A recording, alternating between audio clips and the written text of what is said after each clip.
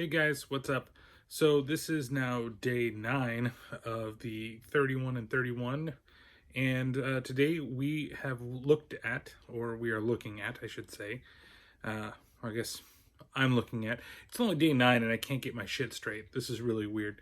So uh, I'm looking at The Gate. Now, if you haven't seen The Gate is definitely something of its time.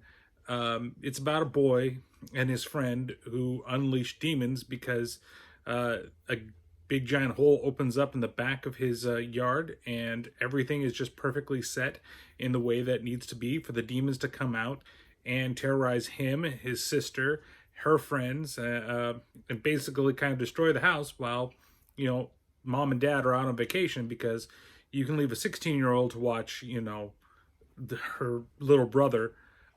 It stars Steven Dorff and actually did get a sequel. And I actually talked about that a long time ago. I mean, a long time ago. Can't believe I've been doing this podcast for so long. But talked about it back in, I think, the second season of it with Richard from the Bizarre Cast.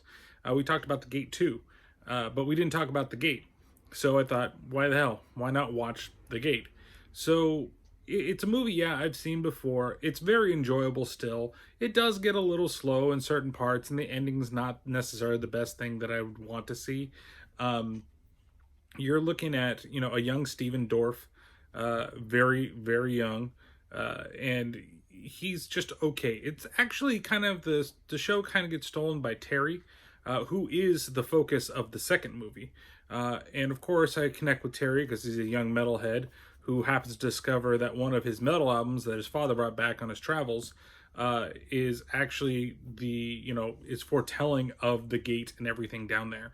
So it's the big joy I get out of watching this movie, not just because it's kind of like cheesy fun, and it was really like the first, like, one of the first horror movies I think that my sister and I saw on our own, like when HBO was readily available. And it's not like really violent or super scary. It's more like silly, pretty much, for the most part. It has some scary moments in it, especially when, like, the guy busts through the wall, being the dead man. That part was relatively, unsettling as a kid. But the little demons are just kind of cute, honestly. I'd love to have a little demon pet, just like running around all over the place. I think it'd be rather, rather cool. I need a little demon pet. I mean, I've got like a couple of demon pets, but they're actually cats. So it's like parts of the movie still hold up. I think the claymation that they use and the special effects and practical effects they use really do hold up. It's hard to watch some of those things on like a more modern TV, especially when the frame rate is so high and the film is kind of like weirdly keeping up, but it looks like everything is just moving in really random, like it's too smooth for its own good. So if you have the chance, I might stay away from watching on a really, really high definition TV, something that will make you like make it seem faker than it is. Like, there's one part at the end of the movie, and if you haven't seen it yet, I'm sorry, I'm spoiling something for you, but come on, this is from late in the 80s. You should have seen it already. But when he defeats the big giant demon, it's dumb the way he does, like, oh, something pure of light or whatever, and it turns out to be a rocket that him and his sister really loved, called Thunderbolt. But the whole thing is, well, I think it's that the gift that he was going to give his sister, and she put it together unbeknownst to him. But he fires it into the demon, and the demon grabs him, and then the demon shakes him around, and it's obvious claymation when it's done that. That doesn't bother me so much. But when the demon explodes, he like flies out of the house, and it is so ridiculous. Like, he's just like spinning like this, like going way out of there. And it's just, it's terrible. Like, it looks really terrible and really funny. But everything else is perfectly fine.